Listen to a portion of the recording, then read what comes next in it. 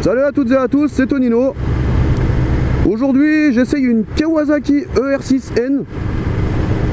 Donc c'est un roadster avec un bicylindre en ligne de 650 cm3 qui fait 72 chevaux pour 204 kg. Donc là cette fois je retrouve ma position favorite. Donc je suis assis beaucoup plus bas que sur la KTM forcément vu que c'est un supermoto. J'ai les pieds qui sont beaucoup plus hauts, même plus haut que sur la Buell, je suis assez surpris. On a les jambes vachement repliées. Et le guidon pareil est bien plus haut. Enfin, il a une forme qui fait que il remonte plus. Il est un peu plus cintré aussi. D'ailleurs mes poignets sont pas vraiment habitués à ça, c'est assez bizarre, mais je pense que ça va être pour les premiers kilomètres.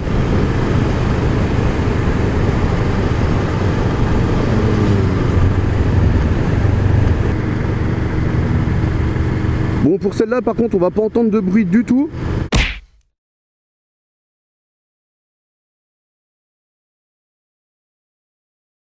Parce qu'on est en échappement d'origine. Et le bicylindre est pas très bruyant de base, donc même celles qui sont montées avec des échappements, en principe je les entends pas faire énormément de bruit.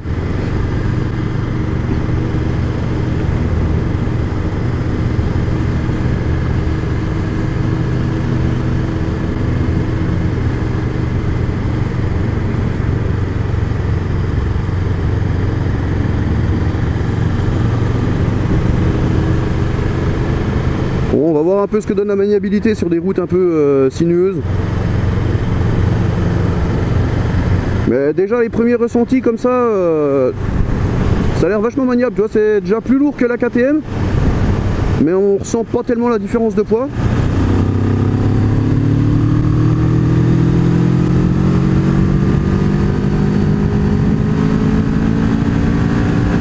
Ah ouais, elle est longue à monter comme ça. Ouh, les freins.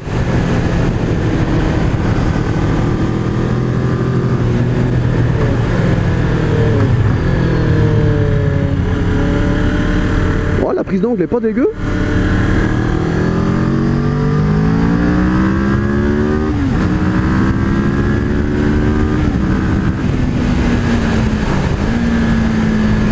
Par contre le freinage est pas tout à fait présent, faut anticiper.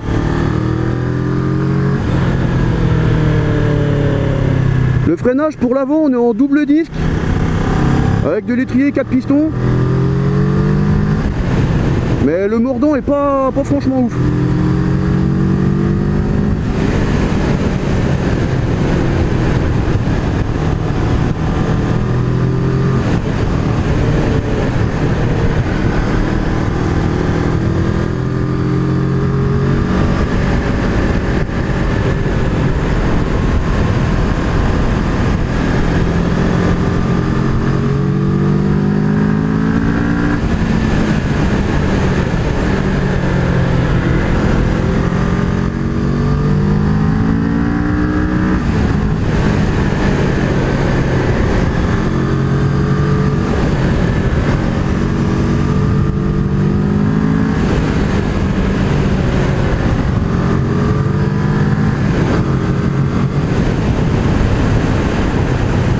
Alors là pour faire de la route, c'est vraiment le top.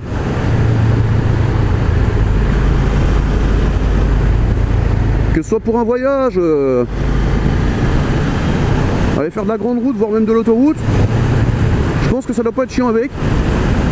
Ou même pour de la petite balade comme ça en route sinueuse, c'est assez agréable. On a un bon feeling. Une prise en main assez rapide.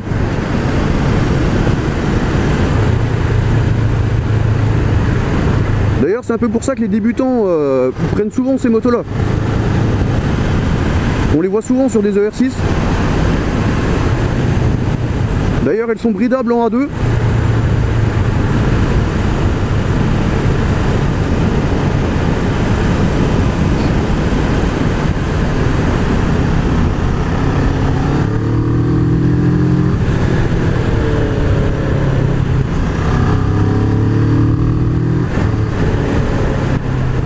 on est monté en pot d'origine. Je trouve que le ronronnement quand ça monte dans les tours, il est pas si dégueulasse que ça. J'ai toujours entendu dire que les ER6 faisaient un bruit dégueulasse. Je trouve qu'elle se défend pas mal quand même.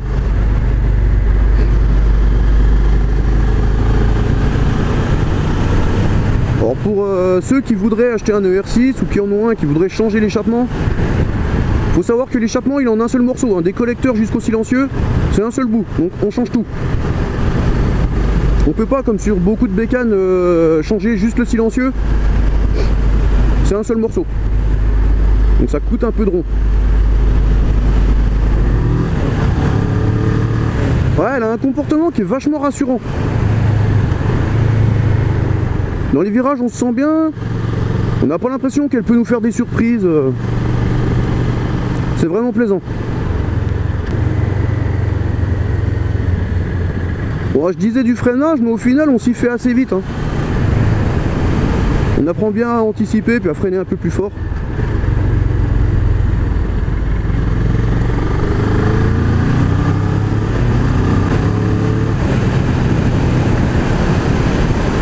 Je trouve que ça manque un petit peu de couple quand même. Mais bon, sur un bicylindre en ligne, on peut pas trop lui en demander non plus quand même.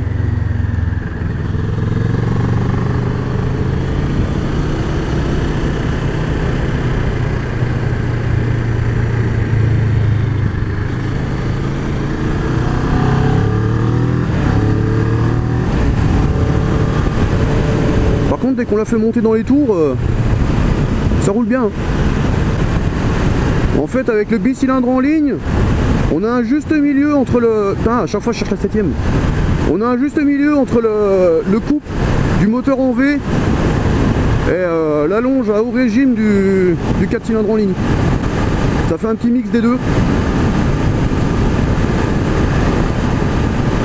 Et du coup c'est assez agréable.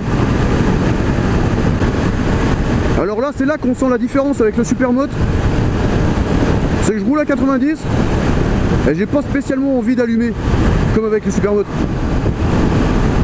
À 90 avec le Supermoto, j'avais qu'une envie, c'était d'envoyer. Et là bah, je pense que la position puis le comportement de la moto font que pour faire des kilomètres c'est pas mal du tout. En plus de ça on est vachement bien assis, c'est confortable. La selle elle est large. Elle est même vachement molle. Mais c'est loin d'être un problème. Voilà, je pourrais manger des kilomètres et des kilomètres comme ça me dérangerait pas. Alors qu'avec la KTM, j'ai roulé 3 jours avec, j'ai eu mal au cul pendant à peu près autant, hein, 3-4 jours. Alors le compteur, on a en plus gros le compte tour, qui pour moi est pas le plus important, mais bon après tout dépend des goûts de chacun. En affichage numérique juste en dessous, j'ai le compteur de vitesse. Juste en dessous le compteur kilométrique. Et tout en bas une horloge.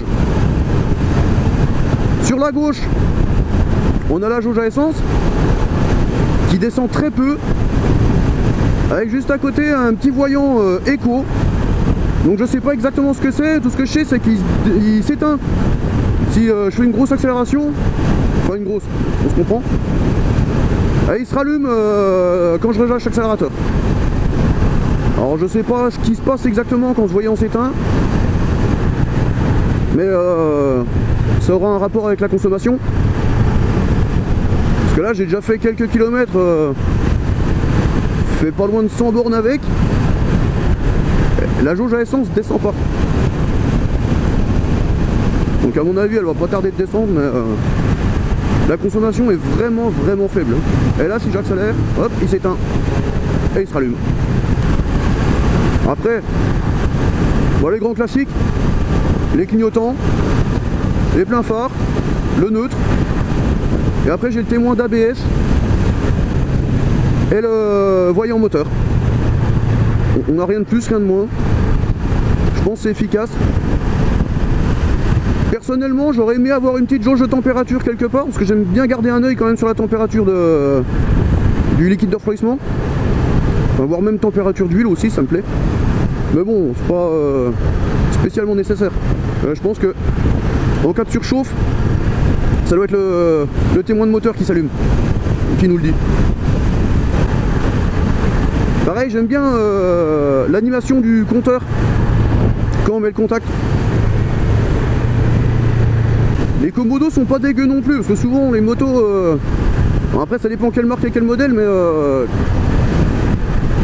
souvent les commodos sont pas beaux esthétiquement. Alors que là, sur le commodo de droite, bah, j'ai juste le coupe-circuit et le démarreur, rien de plus.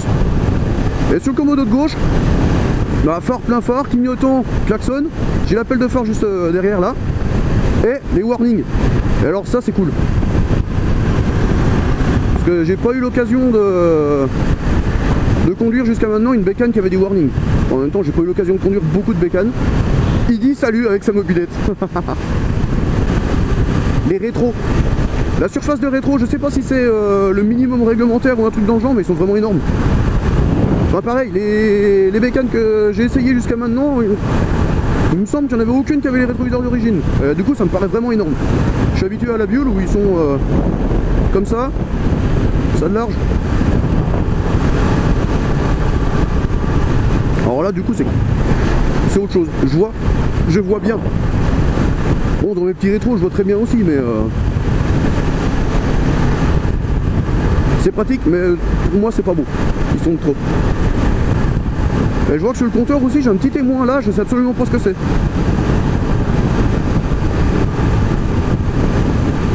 Je me souviens l'avoir vu allumer quand j'ai mis le contact tout à l'heure.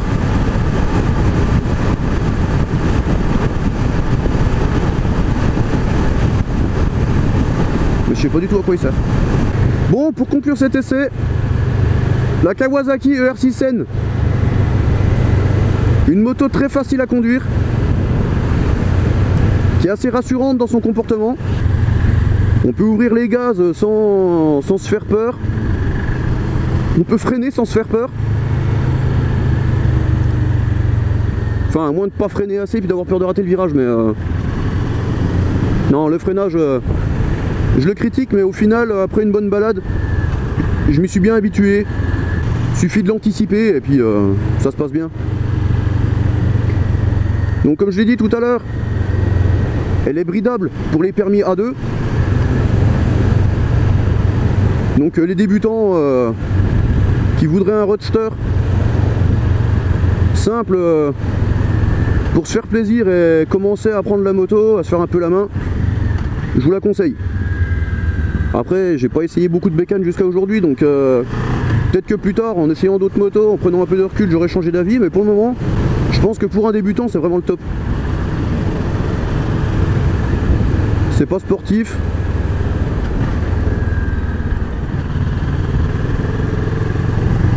Elle est sans surprise. L'autonomie, donc en 200... Non, peut-être pas.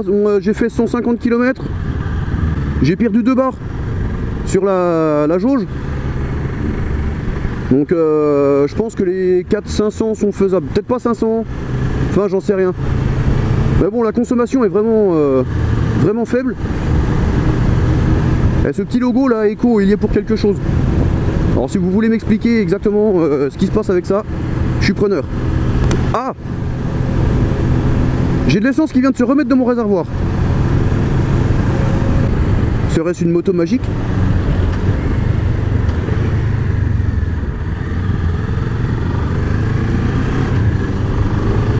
Pour ce qui est du confort de la selle, je vais sûrement revenir sur ce que j'ai dit tout à l'heure. Elle n'est pas si confortable que ça. Elle est molle, mais au final, je pense que sur un gros trajet, ça peut pas faire mal au cul, mais on la sentirait un peu. Après, on a toujours laissé le confort pour ça, pour ceux qui veulent vraiment investir dans le confort. Faut savoir que ça se fait pour à peu près toutes les bécanes. Alors pour la décrire en 4 mots, je dirais facile, rassurante, économe et confortable. C'est une bonne moto. Et encore une fois, je la conseille surtout à ceux qui veulent débuter. Bon voilà, j'ai fini mon essai. Je vous dis à bientôt pour une prochaine vidéo, que ce soit un essai, un Giramoto ou autre. Je vous remercie d'avoir regardé. Encore une fois, n'hésitez pas dans les commentaires à me dire s'il y a des choses que vous aimeriez que je vous dise en plus. S'il faut que je modifie certaines choses sur les prochaines, voilà. Si ça vous a plu, un petit like qui fait plaisir. Vous pouvez la partager et puis vous abonner. Allez, à bientôt, c'était Tonino, terminé.